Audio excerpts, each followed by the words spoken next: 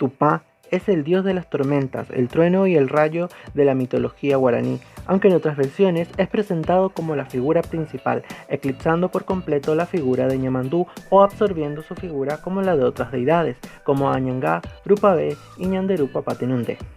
Para Rosicrán, su esposa es Arasú, diosa de la aurora, aunque otras versiones lo toman como esposo de Ñandesueté e incluso es un dios soltero dedicado exclusivamente al mantenimiento del orden cósmico. Es de las deidades más abocadas a la humanidad, pues es a quien suele ir dirigidos los rezos y plegarias, especialmente de los jefes y chamanes que requieren de ayuda o consejo. Es quien crea a la humanidad luego del diluvio, dando muchos consejos para vivir en amor, pacíficamente procrear y poniendo a disposición de los mismos todos los seres y productos de la tierra para usar sin desperdicios. Fue también Tupá quien deja en la tierra a los espíritus Tau y Angatupurú, personificaciones del mal y del bien respectivamente.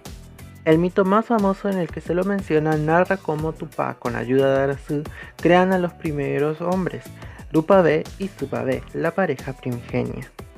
Otro mito narra cómo este pelea contra Añangá, la personificación del fuego, por el control del universo, en una pelea que inicia y pierde a Añangá, desterrándolo Tupá al control del inframundo, donde controla a los espíritus del submundo.